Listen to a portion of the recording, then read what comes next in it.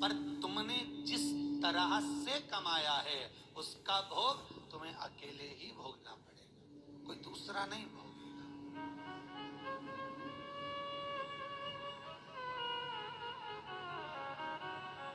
जीवन में कुछ कर्म ऐसा करते हुए चलो, पत्नी कहे जब तुम 2 अगरबत्ती लगाओ, पत्नी कहे जब तुम मंदिर जाओ, उससे अच्छा पहला फर्ज तुम्हारा होना चाहिए, क्योंकि कमाई तुम कर रहे हो। दुकान पर बैठकर झूठ, छल, बेईमानी, प्रपंच, कपट सब काम तुम कर रहे हो।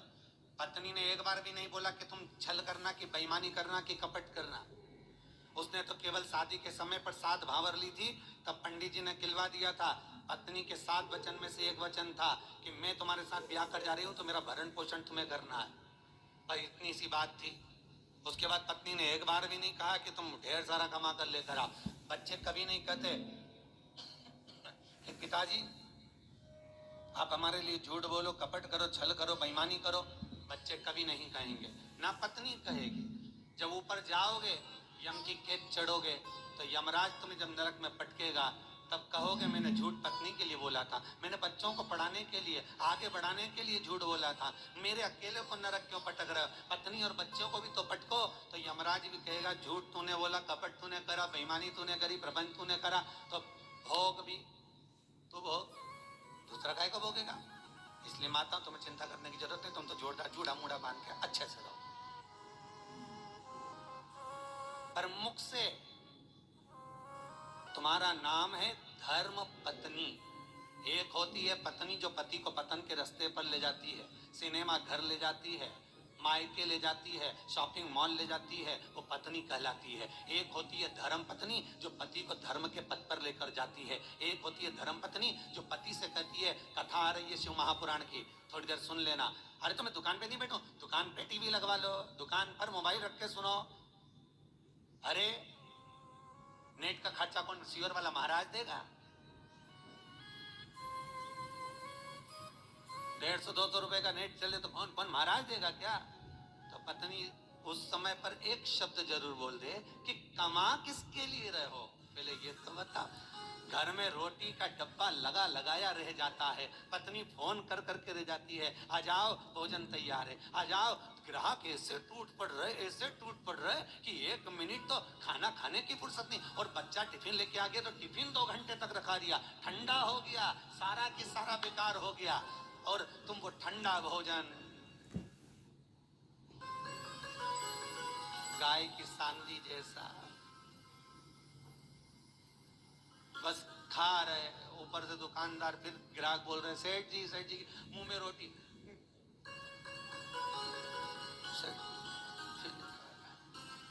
किसके लिए कमाया भाई?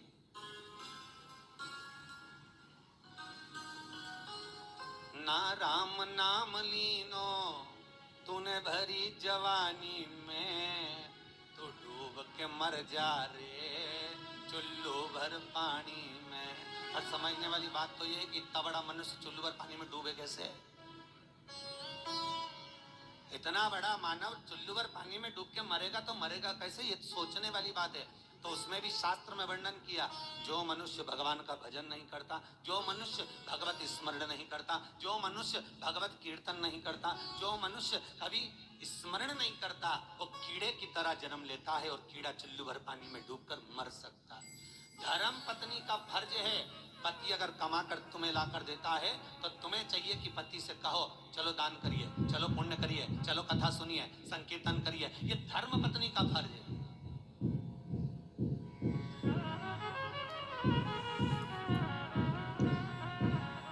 सारे कथाकार मिलके कई बार हमने सुना, लोग उसको क्या नाम थी जिसकी नाक कट गई थी रे, तुम लोगों को बड़ा मालूम था? पटेल जी मालूम था? बड़ी फेमस है वो। होना भी चाहिए उसको फेमस, क्यों नहीं होना चाहिए? उसके बराबर दुनिया में कोई भक्त नहीं होगा भगवान का उसके जैसा।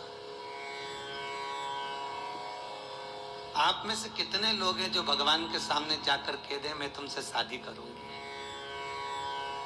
जितने लोग यूट्यूब पर कथा सुन रहे, टीवी पर सुन रहे, ईमानदारी से बोल देना किसी ने जाकर भगवान के मंदिर में जाकर कहा हे भगवान मैं तुम्हारे साथ शादी करूंगी, तुम तो इंसान हो।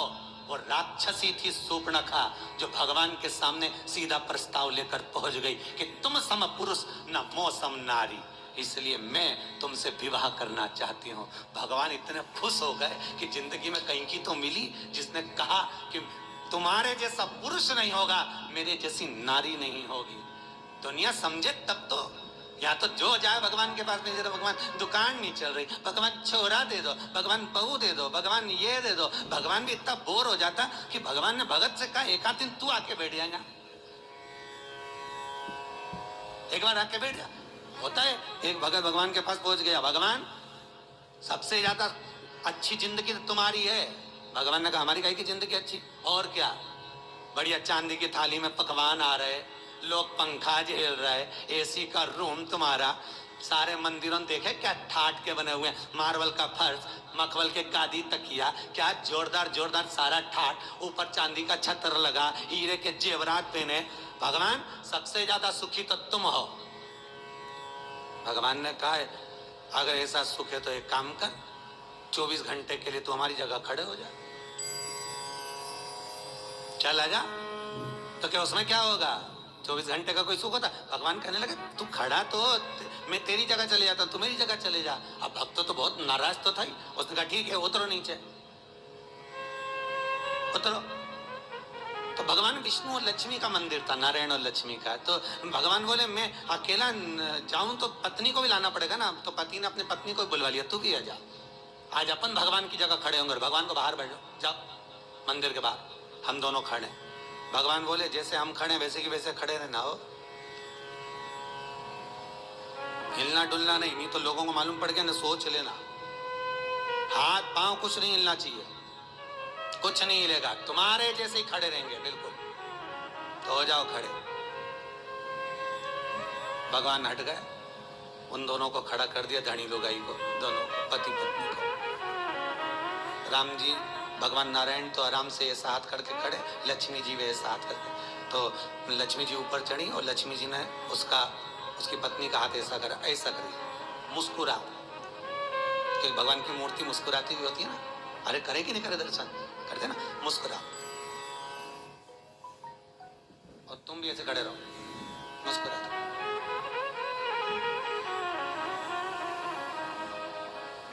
इतना छोटा सा तो काम, एसी का भी तो रूम है, खाने को भी तो चांदी की थाली में सब मिलेगा। पत्नी से बोला खड़े रहे तू तो। भगवान के जाऊं, लक्ष्मी नारायण कहा ठीक है जाओ। अब कब आऊं, भगवान बोले।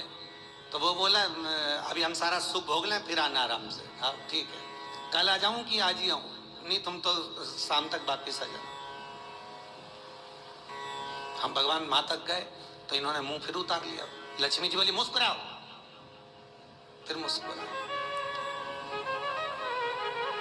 अब सब भगत दर्शन के लिए आने लगे भगवान के। ये दोनों मूर्ति ऐसे खड़े, कोई के मेरी बहू ऐसी, कोई के मेरा बेटा ऐसा, कोई के धंधा पानी नहीं चले, नीचे से चीटा चढ़ गया।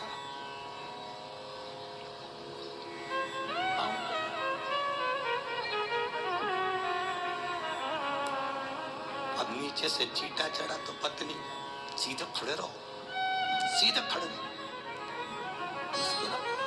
वहां से मुस्कुराए कि चीटा भगा।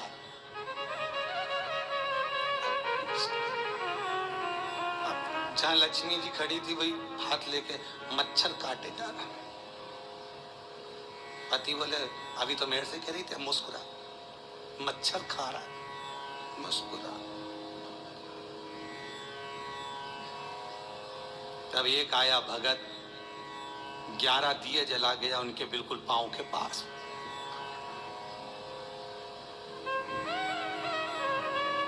पत्नी बोली आग लगा के मारेगा। पति बोला मुस्कुरा, मुस्कुरा। अरे धोती जल जाएगी, मुस्कुरा, मुस्कुरा। ऐसे खड़े रहो, हिलना नहीं, बिल्कुल मुस्कुराई।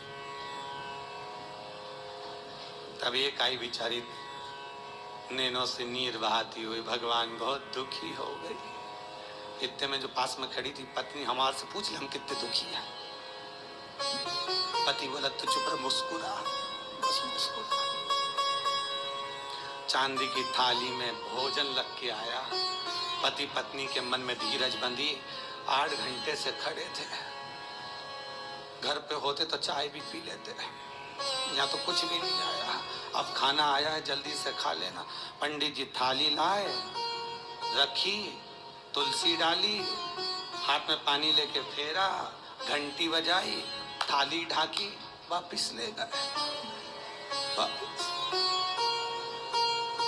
पत्नी बोली और आएगा क्या? पति बोला चुप रहे, आज का गया तो कल ही आएगा। खड़े रहो।